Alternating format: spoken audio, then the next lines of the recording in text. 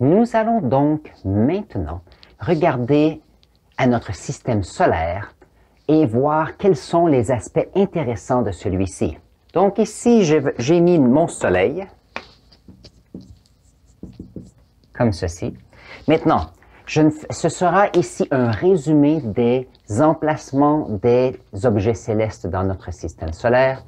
Et je pense que je devrais éventuellement faire une vidéo sur les statistiques et les informations les plus importantes de chacune de celles-ci. Mais ce que je vais faire maintenant, c'est regarder peut-être 2 à 3 points importants sur chacun de ces objets célestes qui sont en orbite autour du Soleil. Donc, nous avons Mercure ici, qui est la première planète, qui est la plus petite planète de notre système solaire. Donc, la plus petite. Aussi, c'est la plus chaude.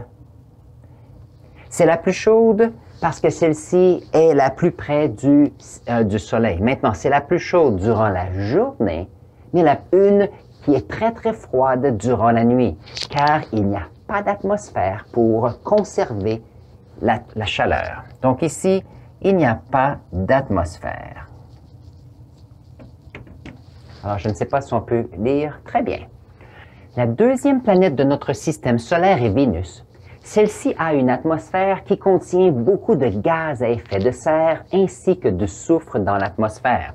Ça veut dire ici qu'on a une température plus ou moins de 450 degrés et ça, c'est la moyenne. Donc, nous avons à l'intérieur de cette planète beaucoup de chaleur.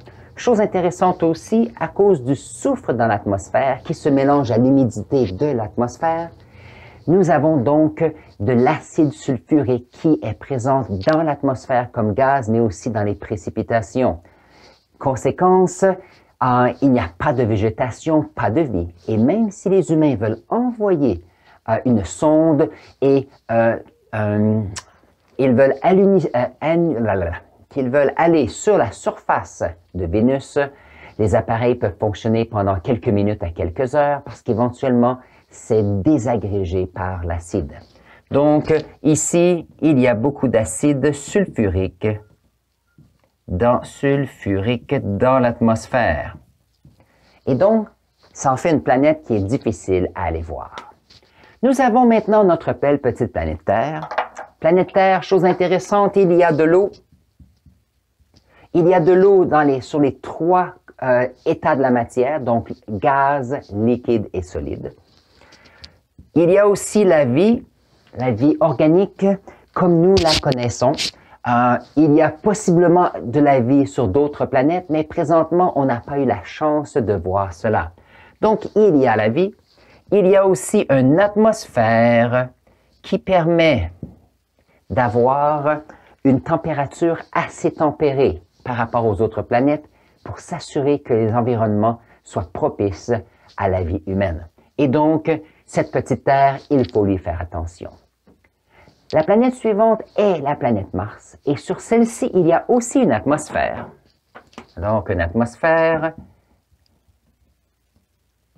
Et la raison pourquoi que Mercure n'a pas d'atmosphère, c'est que le Soleil a le vent solaire qui envoie de l'énergie et Mercure est trop petite, a trop peu de gravité pour conserver ces gaz de l'atmosphère. Donc, ces gaz ont été repoussés et c'est pour ça que celle-ci n'a pas d'atmosphère.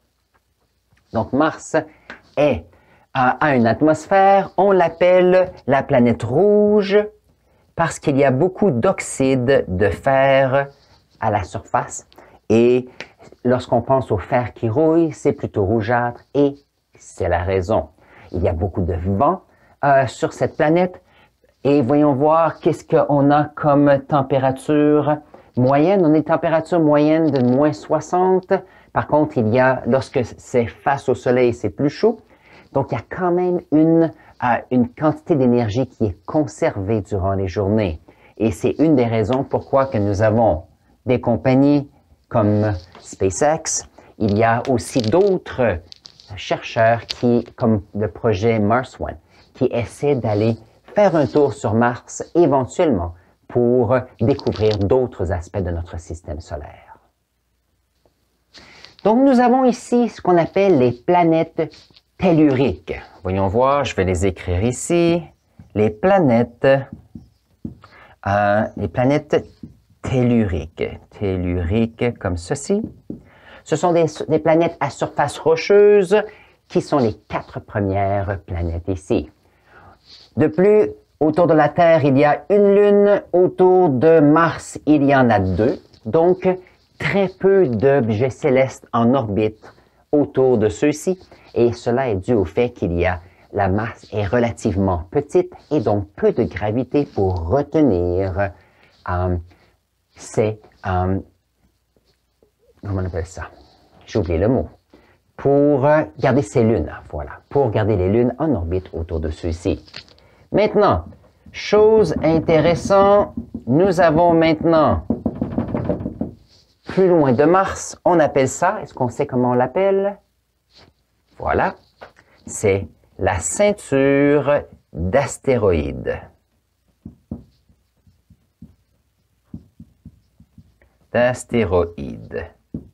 Voilà.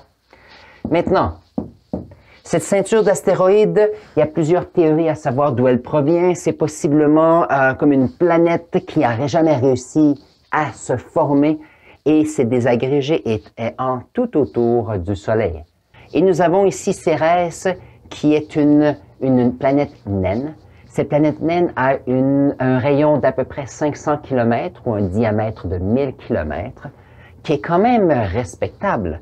N'oubliez pas que le rayon de la Terre est à peu près 6000 km et la Lune, elle est beaucoup plus grosse que Cérès, mais tout de même, Cérès a assez de masse pour en faire un objet céleste sphérique.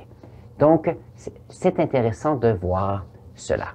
Maintenant, cela nous mène maintenant aux 4 planètes gazeuses de notre système solaire. Donc, voyons voir. Où est ceci? Nous avons Jupiter, qui est la plus grosse planète de notre système solaire. Ceci est une planète qui a plusieurs lunes. Voyons voir, j'ai ici Jupiter, 61 lunes, et il y a cette grande tache rouge qui est une tempête sur ici, dans l'atmosphère de notre planète ici. Jupiter, elle est immense. Ce qui est intéressant, c'est que si Jupiter avait été un petit peu plus grosse, il aurait été possible que celle-ci devienne un deuxième soleil, parce qu'il y a des systèmes solaires, qui ont 2 soleils qui orbitent un et l'autre. Par contre, Jupiter n'est pas assez grand, n'a pas assez de matière pour permettre à avoir une étoile. Et on va parler de cela dans les vidéos à venir, à savoir comment est-ce qu'un regroupement ou un amoncellement de matière peut créer une étoile. Donc, nous avons Jupiter ici. La suivante, nous avons Saturne, comme ceci, avec ses anneaux comme cela. Et en passant, mes dessins ne sont pas à l'échelle. Notre planète Terre est plus grosse que Mars, c'est vrai, mais par rapport au Soleil, notre planète Terre est beaucoup plus petite. Jupiter est beaucoup plus grande par rapport à notre Terre. Je n'ai pas de graphique pour montrer ceci. Peut-être que je le ferai dans d'autres vidéos. J'essaie toujours de penser aux droits d'auteur des photos. Donc, s'il arrive qu'il y a des personnes qui ont des photos à partager, ça me fera plaisir de les avoir. Alors, Saturne a ses anneaux de glace ici. Je lisais un article il y a quelques jours qui disait que Saturne, par sa gravité, absorbe les morceaux de glace des anneaux ici. Et ils se disent que dans quelques centaines de millions d'années, tous les anneaux seront partis. Donc, c'est quand même un système qui est actif, malgré le fait que c'est très lent. Saturne a aussi des lunes. Voyons voir ici, et les anneaux font partie de cela. Il y a une 60aine de lunes aussi, tout autour, qui sont en orbite. N'oubliez pas, Saturne et Jupiter sont des objets célestes, des planètes de notre système solaire qui sont très, très grosses, qui ont une grande gravité et cela leur permet de pouvoir avoir plusieurs lunes, bien sûr. Lorsqu'on parle de lunes, ils sont tous plus petites que notre lune à nous et ça peut aller à quelques centaines de mètres à plusieurs centaines de mètres de diamètre. Voyons voir. Nous avons maintenant les deux dernières planètes que nous appelons Uranus. Alors, Uranus et Uranus comme ceci. Ce qui est intéressant, c'est que si nous avons une Terre qui est en rotation verticale, toutes les planètes ont une rotation verticale, sauf ici notre planète Uranus. Je devrais arranger ça un peu. Je pense que ça serait beaucoup mieux comme cela. Nous avons Uranus qui, elle, semble rouler autour du Soleil. Uranus ainsi que Neptune, comme ceci, on appelle ceux-ci des planètes de glace à cause de leur température et leur composition de l'atmosphère qui les donne bleus.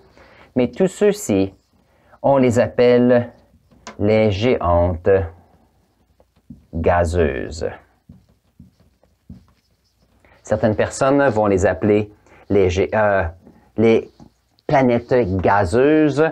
Moi, j'aime bien les appeler les géantes gazeuses. C'est ma façon de le faire. Demandez à votre enseignant la façon qu'il aime les faire. Donc, ici, plus on s'éloigne du Soleil, plus on a des températures qui deviennent de plus en plus froides. Si on regarde ceux-ci, quand nous sommes rendus ici, c'est à peu près moins 200 degrés de température, donc beaucoup, beaucoup plus froide. Et on peut voir que l'influence du Soleil diminue au fur et à mesure. Le dernier objet céleste qu'on a dans notre système solaire, il y a ici Pluton et Charon, qui est sa lune. Pluton est une autre naine, donc une planète naine qui est plus petite que notre lune. Et donc, ce qui fait de celle-ci que nous avons, qui n'est pas considérée comme une planète. Il y a un satellite qui s'appelle New Horizons. Et on peut trouver New Horizons comme ceci. On peut aller voir sur le site Internet de la NASA.